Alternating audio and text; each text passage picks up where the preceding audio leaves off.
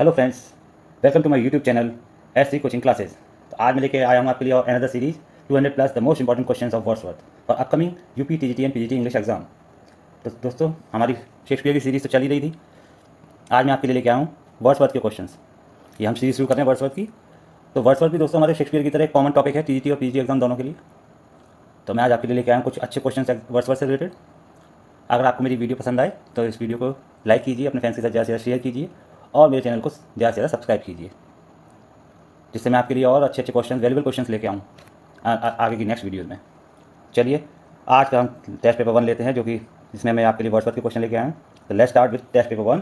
तो आज का हमारा फर्स्ट क्वेश्चन है, Wordsworth ode on intimation of immortality hold the view that a soul is non-existence, b childhood is immortal, c soul lives in heaven before coming into the world, option d when we grow older we do not forget our experience of heaven। बताइए, तो Wordsworth का जो odd on intimation of immortality है वो क्या कहता है, उसका व्यू क्या है? बताइए, चार ऑप्शन में से कौन सा आंसर होगा? तो इसका आंसर होगा आपका option C, soul lives in heaven before coming to the world. Okay, चलिए नेक्स्ट क्वेश्चन देखते हैं। Question number 2, which poem begins with the line I wandered lonely as a cloud. बहुत ही फेमस लाइन है ये, I wandered lonely as a cloud. तो option A the soldier, B the daffodils, option C if, option D echo. कौन सी poem इस line के साथ शुरू होती है? बताइए जल्दी से आंसर। ये होती है आपकी बी डेफोडिल्स। डेफोडिल्स की ये शुरुआती लाइन है, I wonder lonely as a cloud. Clear? चलिए नेक्स्ट क्वेश्चन देखते हैं। Question number 3, what is the main theme of the daffodils. तो डेफोडिल्स की मेन थीम क्या थी? A love, B war, C nature, D heroism. बताइए जल्दी से।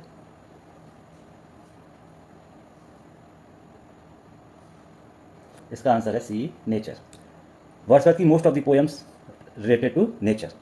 उसमें नेचर सबसे ज़्यादा अगर वर्ड्स किसी ने काम किया है नेचर के ऊपर, पोएम्स लिखी हैं, तो वो है वर्ड्सवर्थ। क्लियर? चलिए नेक्स्ट क्वेश्चन देखते हैं। Question number 4, in which of the following poems occurs the phrase the still sad music of humanity. किस पोएम में आया है ये phrase, the still sad music of humanity? A ode intimation of immortality, B Michael a pastoral poem, C the solitary reaper, D Tintern Abbey. Yes, give me the answer. बताइए जल्दी से, कौन सा ऑप्शन होगा इसमें? तो इसका आंसर है आपका बी माइकल, जो कि एक पेस्टोरल पोएम है वर्ड्सवर्थ की। Clear? Next question number 5, who co authored lyrical ballads with Wordsworth. तो वर्ड्सवर्थ के साथ किसने काम किया था लिरिकल बैलेड में? को ऑथर कौन था उसका? A Samuel Taylor Coleridge, B John Keats, C Lord Byron, D Percy Bysshe Shelley. किसने लिखा था लिरिकल बैलेड्स में वर्ड्सवर्थ के साथ?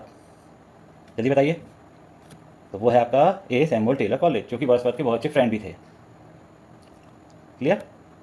Next question number 6, for Wordsworth imagination is like. तो वर्ड्सवर्थ की जो इमेजिनेशन थी वो किस तरह की थी? A reason in her most exalted mood, B noble living and the noble deed, C tyranny, D the vulgar form of present things. बताइए क्या होगा इनमें से आंसर? कैसी थी इमेजिनेशन वर्ड्सवर्थ की?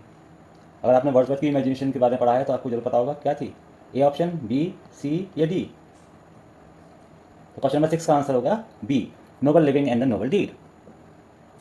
Okay, next question number 7, what is the colour of the daffodils in Wordsworth poem.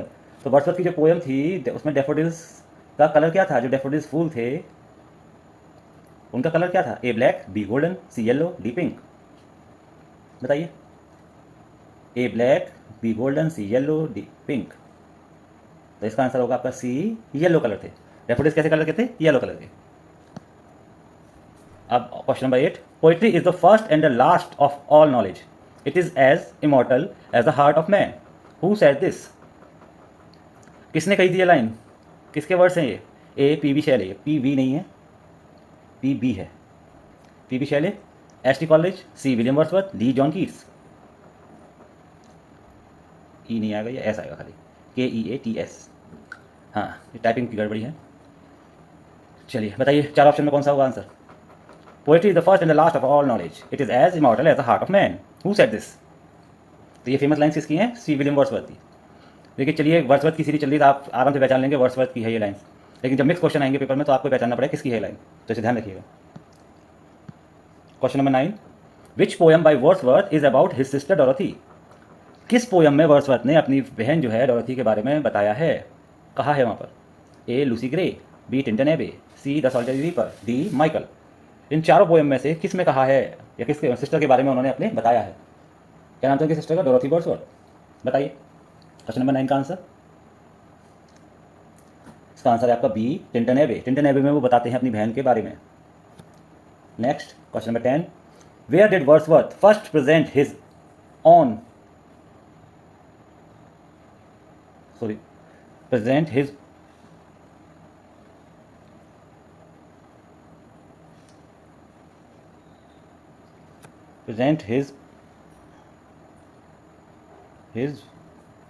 view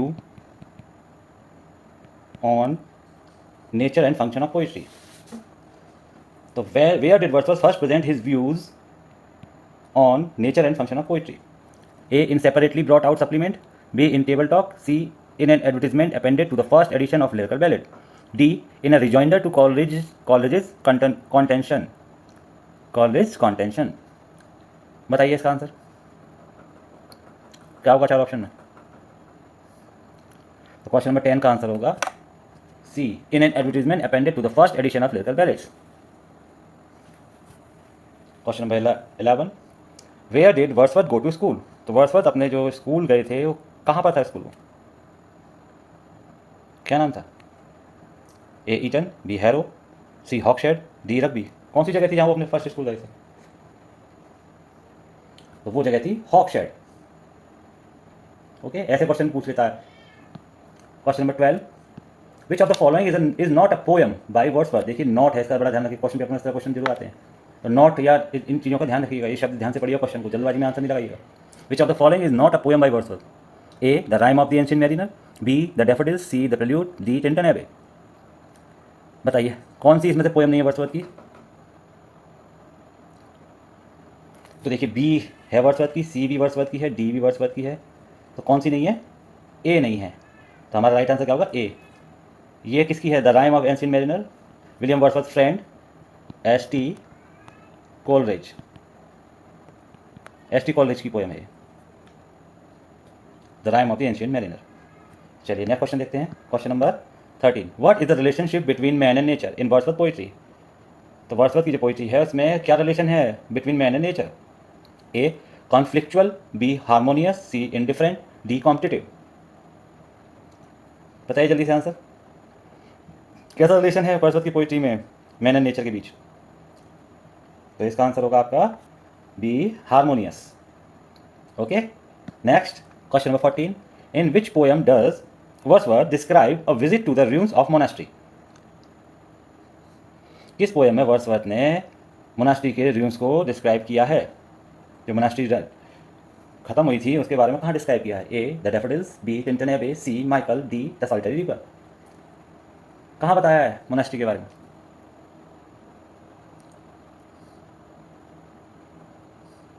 इसका answer है बी टिंटन एबे के बारे। टिंटन एबे में वो बताते हैं रूम्स ऑफ मोनास्ट्री के बारे में। क्लियर? चलिए next question number 15, what is the subtitle of the prelude. तब द प्रेल्यूड जो वर्ड्सवर्थ की ऑटोबायोग्राफी भी थी वो उसका सबटाइटल क्या था? A growth of poet's mind, B a poet's journey, C reflection of poet, D the poet's life. बताइए जल्दी से, तो ज़्यादा देर ना करते हुए आंसर इसका क्या है? ए growth of poet's mind. Next, which poem by Wordsworth is set in the lake district. तो किस पोएम को के बारे में किस पोएम में लेक डिस्ट्रिक्ट के बारे में बताया गया या वो set in the lake district? A daffodils, B Tintern Abbey, C Michael, D the solitary reaper. बताइए आंसर, क्वेश्चन नंबर 16 का आंसर क्या होगा? इसका आंसर है आपका C Michael. Question number 17, what did Wordsworth call his sister Dorothy in his poem. तो Wordsworth ने अपनी सिस्टर डोरोथी को पोएम्स में क्या कह के बुलाया है, क्या कह के पुकारा है? A Lucy, B Mary, C Dorothy, D Annette. इसका आंसर है A, Lucy. What is the name of the river mentioned in the poem Lines composed a few miles above Tinton Abbey? तो ये जो पोयम है lines composed a few miles above Tintern Abbey, इसमें किस river को mention किया गया है? A the Nile, B the Wye, C Thames, D none.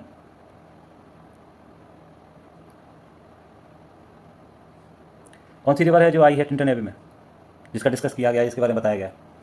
तो वो है आपकी बी, वेयर रिवर।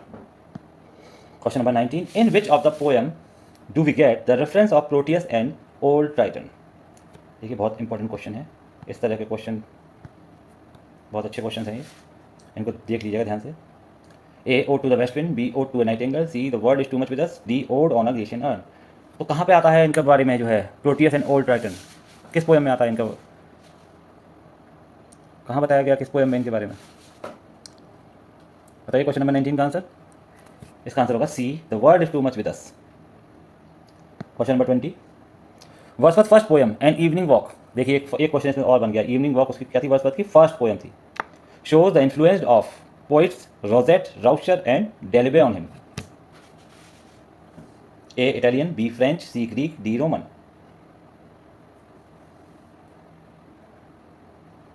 तो Rosset, Roucher and डेलिबे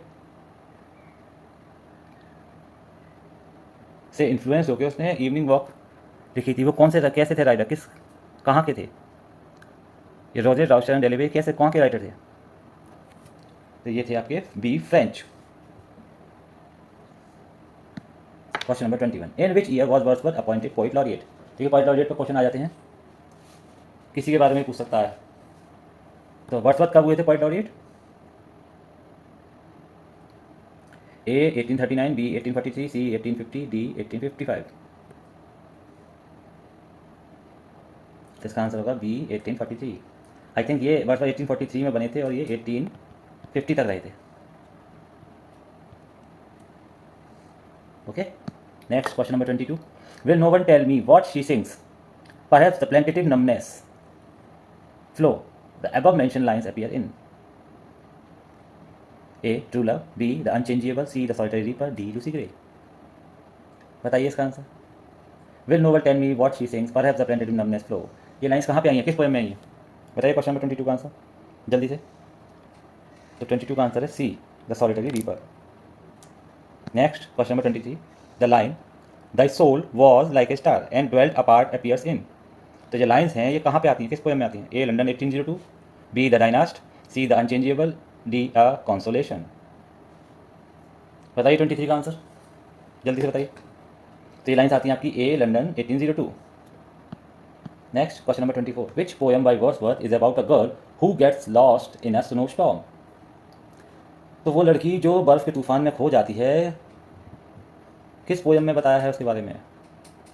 A Lucy Gray, B the solitary reaper, C the daffodils, D Michael. क्या नाम है इस पोएम का, जल्दी बताइए। क्वेश्चन नंबर 24 का आंसर जल्दी से। क्वेश्चन नंबर 24 का आंसर है A Lucy grey. Question number 25, तो 25 ये आपका लास्ट है इस सीरीज़ का क्वेश्चन, सॉरी इस टेस्ट पेपर का। मैं आपके लिए और क्वेश्चंस लेके आऊँगा आगे, और बढ़िया बढ़िया जो वैल्यूएबल क्वेश्चंस होंगे आपके एग्ज़ाम के लिए। अगर आपको मेरी वीडियो पसंद आ रही हो तो मुझे और अच्छे क्वेश्चन बनाने के लिए आप मेरी वीडियो को ज़्यादा से ज़्यादा लाइक करिए, शेयर कीजिए और मेरे चैनल को ज़्यादा से ज़्यादा सब्सक्राइब कीजिए। ठीक है, चलिए लास्ट क्वेश्चन देखते हैं आज का। Which work of William Wordsworth is generally considered to be his magnum opus. ये भी देखिए बहुत ही बढ़िया क्वेश्चन है, very important. The excursion, B preface to the lyrical ballads, option C guide to the lakes, option D the prelude. तो Wordsworth का magnum opus किसको कहा जाता है? तो वो आपका बहुत ही फेमस जो वर्क है वर्ड्सवर्थ का वो है डी द प्रेल्यूड। प्रेल्यूड को कहा जाता है मैग्नम ओपस। ओके, तो आज के ये क्वेश्चन हमारे यहीं पर ख़त्म होते हैं।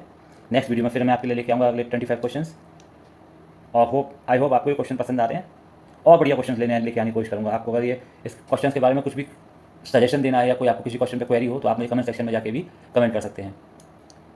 ओके, तो आज के लिए इतना ही, फिर बाय फ्रेंड्स।